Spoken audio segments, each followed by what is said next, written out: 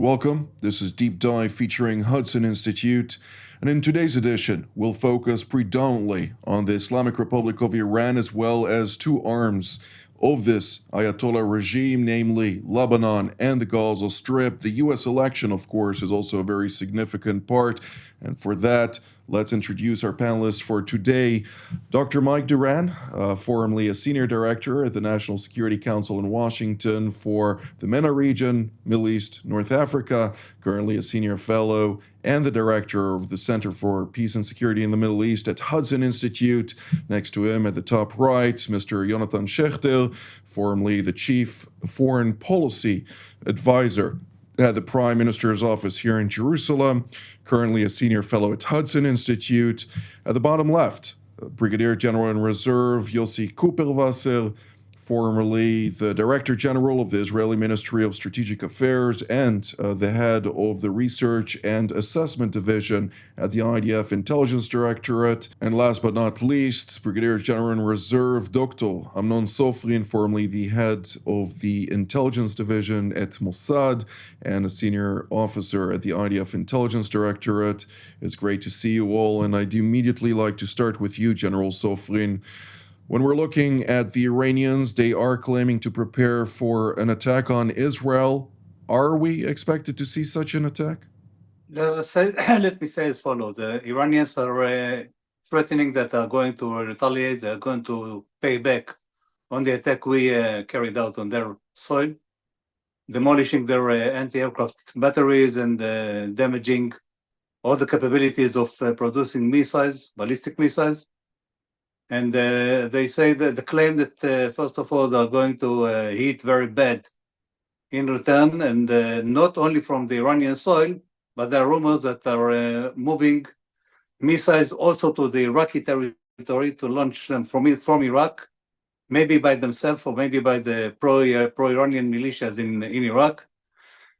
Therefore, we have to wait. I'm not sure that they're going to carry out this attack on the coming day, or wait after the elections, and only then they will carry it out. But nevertheless, they're making all the preparations. Of course, the IDF on the other side is making its preparations to retaliate if and when we are going to be attacked.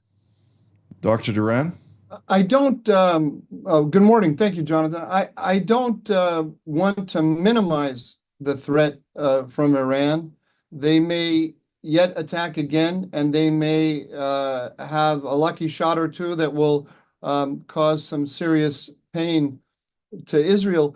But we've seen already, though, what they have in their arsenal, and we've seen what they can do in general terms. And the balance of power, the military balance for them doesn't look good at all, because the Israelis have stripped them naked by taking out their air defenses. They have taken out the key production capabilities in the production of solid fuel propellant ballistic missiles, which are the missiles that were most threatening to Israel. And so they can be sure that if they carry out a significant attack like they are threatening, Israel will respond and will take from them things that are even more valuable to them, with an eye eventually to Israel positioning itself to destroy Iran's nuclear capabilities. So if I had to bet, I say there's only a 30 or 40% probability that they're going to carry out an attack, anything like what they are threatening, because I think they are smart enough to see that the consequences of doing that will be dire for them. But like I say, I don't want to be overly optimistic about this. Mr. Schechter, just during the celebrations in Iran commemorating the seizure of the U.S. Embassy in 1979, we heard Ayatollah Ali Khamenei proclaim that the enemies, quote, whether the Zionist regime or the United States of America, will definitely receive a crushing response to what they are doing to Iran, the Iranian people, and the resistance fronts. How do we take those remarks within context of what we just heard? Well, I think the context is key. I guess you could ask the question, what would you expect that he would say at an event like that? He's not going to say, "Oh, we're defeated. Oh, we were dealt a devastating blow." Of course, it's an event where you would expect nothing less than saber rattling. Having said that, I think we're entering a very fraught period. There's been a lot of talk, obviously, over the last year and a half as the U.S. election campaign has ramped up about what the results will be. But I think that in between the current administration and whatever administration follows it, you have this period between the election and between the inauguration, which I think is raises more questions than answers. And I think to Mike's point about stripping Iran naked in terms of its air defenses and its missile production capability, one of the things that I think is of great concern is that this could help convince the Iranians that they need a nuclear weapon more than ever before because they're so exposed. And so my concern is that as we go into these next couple of months, you have greater incentive for Iran to take unprecedented steps on the nuclear front. And if those aren't met by unprecedented willingness to prevent those steps, then I think we're entering a dangerous new world indeed. General Kupilvasa, just a couple of days ago, we heard Saudi Foreign Minister Prince Faisal bin Farhan Saud coming out and saying the following: Iran are indeed very much keyed into the fact that a continuing of the cycle of escalation is not in their interest. I do hope that they are translating that into actually practical steps at a time when we do see many circulating reports about Iranian preparatory work, as Dr. Sofrin has mentioned, but at the same time, they're not oblivious to what Dr. Duran also highlighted, that the power disparity between the United States and Israel on the one hand and the RGC on the other is significant. Well, the Iranians are caught in a very difficult situation. Whatever they do is going to be the wrong thing to do. If they hit Israel, they open the gates of fire, and Israel is going to be already totally prepared to strike back and hit either the nuclear facilities or oil facilities. It's going to be very painful for the Iranians, and they know they cannot protect themselves against it, cannot defend themselves against it. They couldn't even before the S-300 batteries were hit. They definitely are in a much worse condition right now. So it's a mistake to let Israel have the opportunity. And more than that, Israel is going to do that probably with some American acquiescence, because this was the logic behind Israel not doing it in the previous round. There was probably some sort of understanding between Israel and the Americans that we don't do it this time, but if the Iranians are going to do this or that, then we shall have your backing for doing something more significant. So it's taking a very big risk, and the Iranians are basically patient people and risk-averse people and very cautious people. But on the other hand, if you don't do that, you actually admit defeat. You actually admit that you don't have a way to stop the Israelis and the Americans that stand behind them, and that the entire project of the Iranian exporting the revolution to the region and turning the region into dominated by Iran, by taking over Syria and Iraq and Lebanon and Yemen and the Gaza Strip and whatever, is falling apart. And so whatever you choose, you end up losing. I think that because of that, they prefer to threaten and speak highly about the terrible response that they are going to come up with. And in the meanwhile, think what is the best way to get away from that. The idea usually used by them was to do something that is less than just launching missiles the way they did in April and in early October. That's why they invested so much in trying to get all kinds of cells inside Israel that would carry out terror attacks against the prime minister, against other high-ranking officials in Israel, without taking the risk of launching missiles from Iranian soil. But this has already failed. All these attempts to use cells to do that failed. They were trying to carry out all kinds of attacks against Israeli targets abroad, embassies, things like that. Nothing came out properly from their point of view. So they are caught in a very difficult situation, and I'm afraid that we usually, in intelligence, you try to attribute to the enemy the logic that would eventually save him from making mistakes. But many people make mistakes, even if they are your enemies. And in a way, I think that what Sinwar did on the 7th of October last year was a mistake, which you look at it in retrospect. Many Palestinians will argue the same thing. So I say we should be prepared for an Iranian mistake that would mean launching missiles, a lot of missiles from Iranian soil to our territory, in spite of everything else. That's what we have to be prepared to.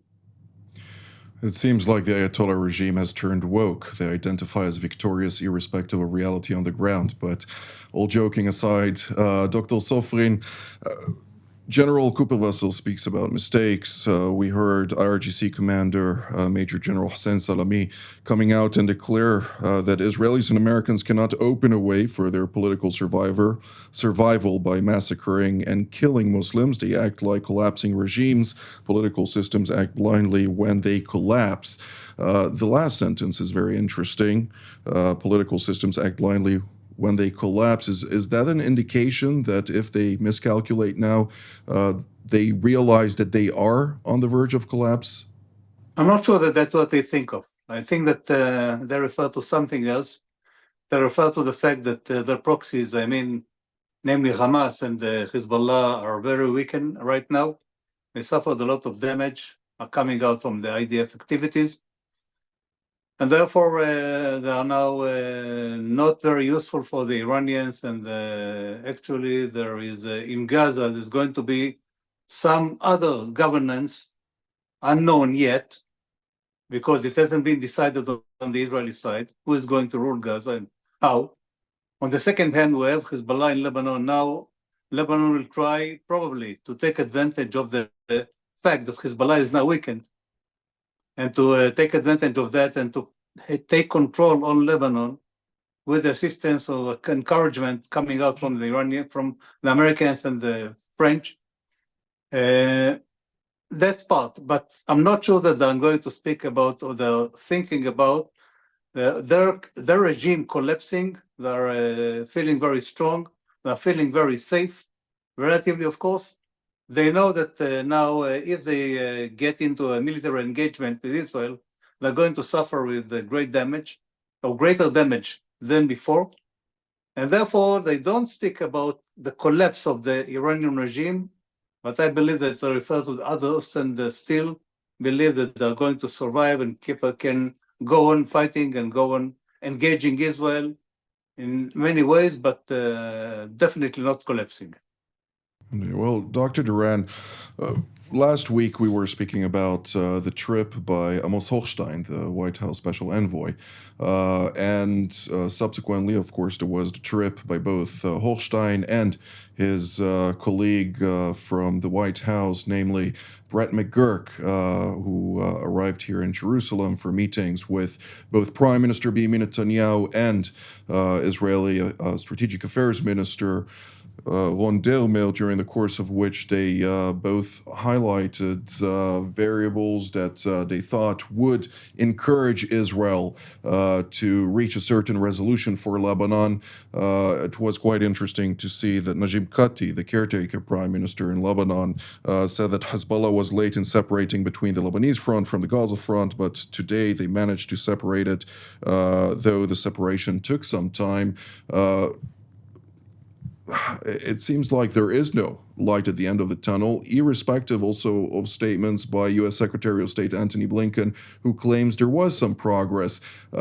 Make some order for us. Where are we in this whole mix of situation?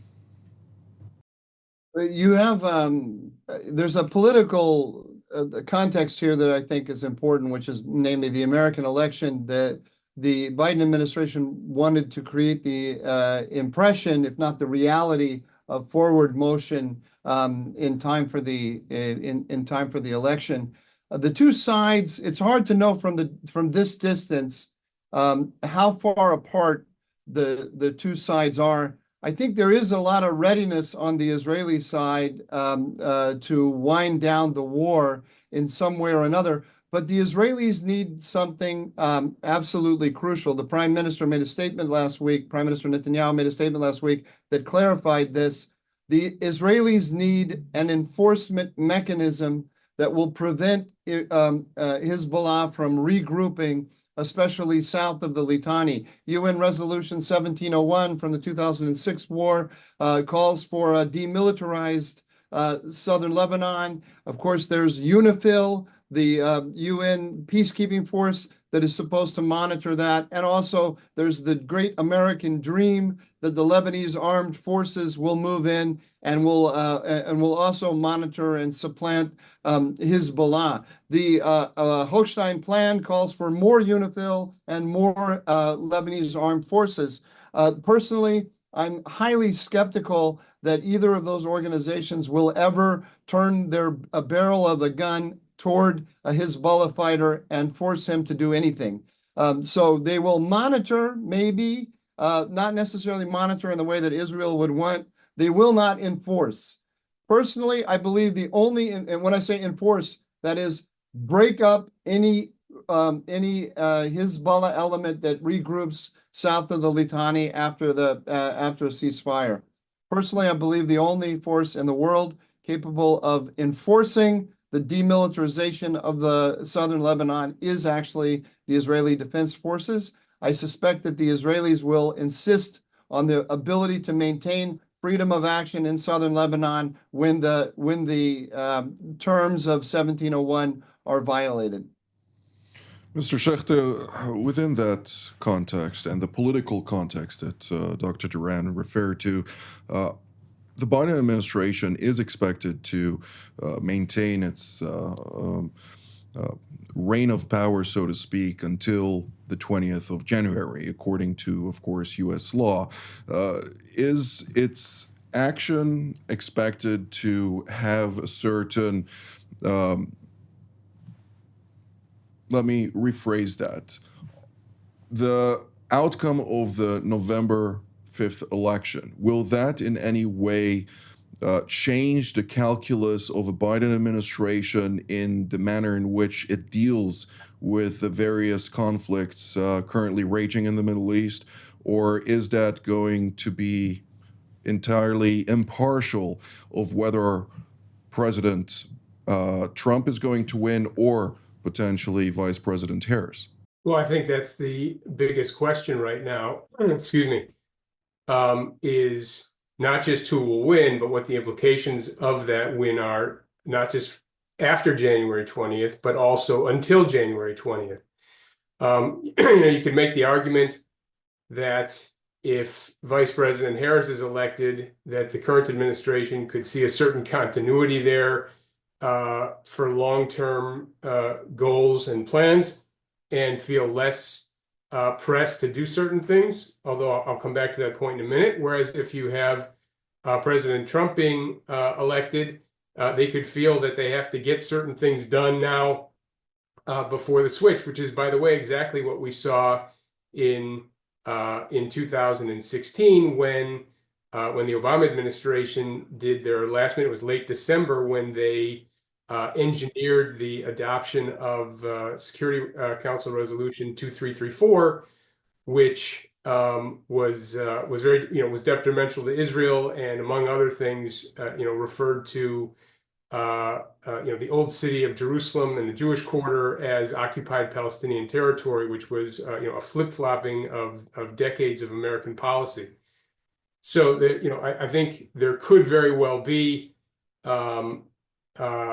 some serious implications. Now, it could also be that even if Vice President Harris is elected, that the administration still might feel an urgency of doing things in order to do certain things that would be politically difficult or distasteful, and to get it done before January, before she takes office, so it wouldn't be on her watch.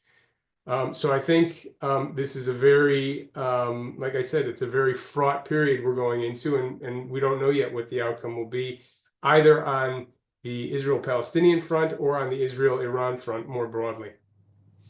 General Kupelwasser last week, in reference to the address that Dr. Duran mentioned of Prime Minister Benjamin Netanyahu at the graduation ceremony of ground force officers, he highlighted a couple of important points, I believe. The first is, of course, Israel deeply appreciates the support of the United States. However, he highlighted that when possible, he says yes. When he must, he says no. What is he referring to, and to what degree within the very challenging political climate that was referred to just right now, can Israel say no in the face of potential consequences? Well, there are certain issues that we don't agree upon with the Americans, and are important enough in order to say no. And Philadelphia corridor was one of them, and ground operation in Lebanon was another, and the kind of activity that we should carry out in Iran to handle the nuclear project is another one where we agree that Iran should not have a nuclear weapon, but we don't agree how to achieve this goal. And this is the most important thing for Netanyahu, and I think that for Israelis right now, the goal of the war has changed in the way it is defined. We are looking now at the goal of the war as defeating the Iranian axis and removing the threat. That is the goal of the war. It can be translated into removing Hamas from power in Gaza, defeating Hamas. It can be translated into creating the conditions that would allow the population of northern Israel to go back to their homes. But this is a practical matter. The strategic issue is removing the threat posed by Iran to Israel's security. And I think that from an American point of view, this is not the goal right now. Not that they are not going to be satisfied if this happened, but this is not the goal. The goal of the war is to bring it to an end. That's the goal of the war. And so we are bracing for confrontation with the Americans, because we're in this lame duck period, regardless, by the way, if it's going to be Harris or Trump. Biden would like to finish the war because he wouldn't like to deliver this legacy to his successor. And we are going to be facing a very problematic period of time in which the Americans will try to force upon us an ending of the war, while we would like to see them helping us removing the Iranian threat. And how this is going to work out, it's very difficult to think about it in advance, because, look, I know President Biden. He's not anti-Israeli, and I don't think that he wants his legacy to be 2-3-3-4, even though he believes in two-state solution. But nevertheless, he is a big believer in two-state solution, and he would like to maybe use this last period of his presidency in order to promote something that would, in his mind, would lead us to the only solution and all this nonsense. And he knows that the time is premature, but nevertheless, he would like to leave something in this direction. And I think that we are on that issue and on the question of what is the purpose of the war going to face a very problematic administration in the coming month. We have less than 2 minutes, each one a closing statement, a closing sentence, if you will. Dr. Sofrin, we'll start with you. First of all, we have to see what happens with the American elections, because this will affect not only the Middle East, but all the whole world. And of course, the Iranian reaction is going to be dependent on who is going to be elected and the implications. And so we have to wait to see and hold our breath to see who is going to be elected, and then we'll have to carry on. Dr. Duran? I'd like to add one more sentence to what General Kupelwasser said. I may be summarizing what he said, or I may be taking his thinking a step beyond what he wanted to say. But I would put it this way.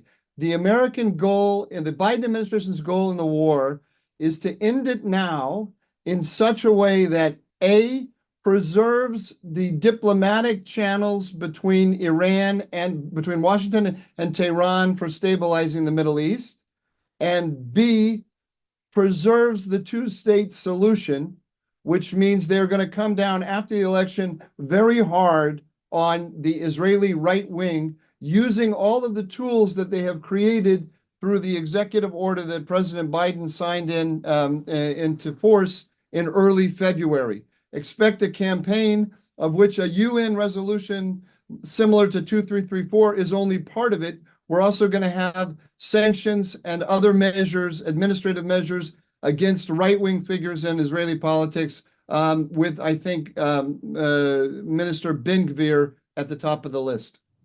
Mr. Schechter? I think regardless of who wins the election, the Iran nuclear program is at the very latest a 2025 problem. It will be a first-year issue for whoever is elected. And I think there's a question about not just what President Biden is going to leave his successor in terms of the war, but also in terms of the nuclear program. Closing sentence, General Cooper-Wasser? Yeah, just follow up what Amnon said and say that it is very important who's going to win the elections. It's not a minor issue because the way it is going to be interpreted and perceived in the Middle East is going to be totally different.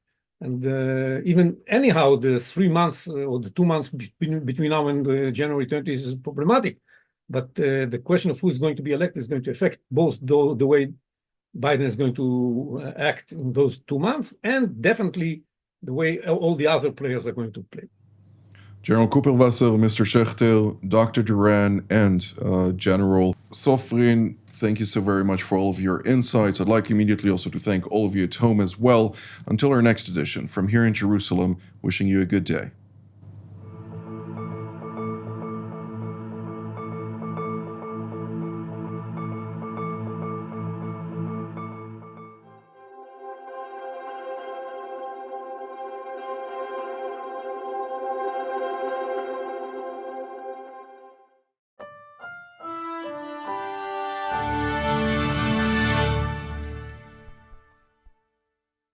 TV7 Israel invites you to watch and hear some of the most knowledgeable experts, most of whom partook in creating policies shaping this region today. Join us for Jerusalem Studio. Jerusalem Studio, now available on Spotify.